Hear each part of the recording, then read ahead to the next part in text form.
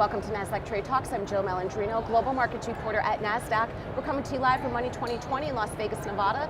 Joining me for this segment, we have Walter Hessert. He's Head of Strategy at Paxos. We're here to discuss PYUSD, a stablecoin that is bridging digital assets and traditional finance. Walter, it's great to see you. Welcome to Trade Talks. Thanks, great to see you. This has actually been a hot topic on our show as we cover so much in the digital asset space. Why did PayPal and Paxos partner to create PYUSD? Well, you have PayPal, which of course is one of the most trusted and well-established companies in digital payments, really led a lot of the digital payments innovation over the last 20 years. And you have Paxos, which has been building infrastructure in the blockchain space for the past 10 years and has become a leader for enterprises to enter the digital asset market. And so you have PayPal looking forward and saying, okay, what are the new innovations in payments? And they have a lot of conviction around blockchain and digital assets and specifically stablecoins. And they said, how can we do this the right way?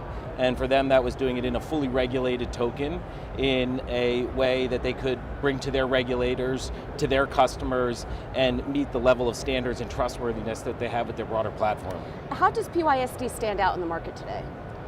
Well, just that. I mean, first and foremost, it's got PayPal behind it. Right. And so PayPal it's not a big blockchain company, it's not a startup. This is one of the most important companies in payments.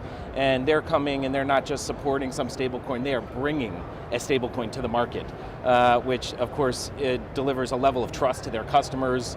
It allows the innovation to reach merchants and their clients in their network in other ways that just weren't available. And the other piece is in the regulatory oversight. Paxos has always issued our tokens out of a New York trust company with prudential oversight from the banking regulator, and that's really important because it offers a level of customer protection that doesn't exist in some of the other crypto stablecoins in the market, like USDT or USDC, for example.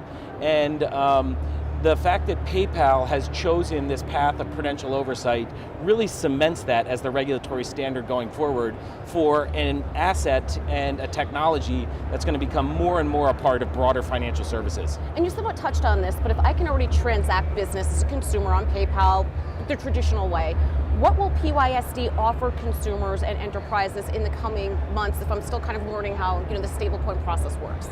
Well, today it does, a handful of things. It allows customers to move seamlessly between their PayPal and Venmo accounts. It allows customers outside of the PayPal network to be able to hold an asset that they can trust because it has the regulatory oversight and has the PayPal name behind it. But that is really just the start. I mean, what it's going to do going forward is it's going to create a new payment rails.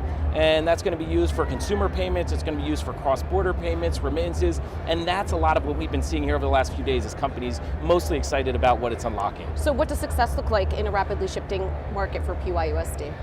I think first and foremost looking at utility, and just by launching they bring a new level of trust into the market, a new level of adoption because they have 400 million end users, tens of millions of merchants. And so they bring that on day one. Number two is utility. How can they, through their network, their trust, their partnerships, and their just what they stand for in the industry, drive a new level of utility into such a promising technology that's been evolving over the last 5 years.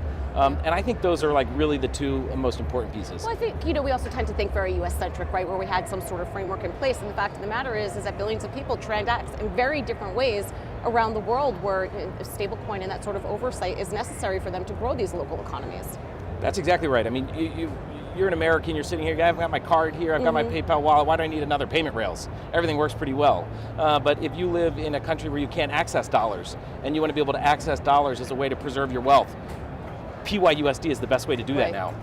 If you live in even in the US and you're part of an underbanked population, this is going to create new levels of access for people to financial services that just haven't existed historically. And so I think it really is going to have a global impact over time.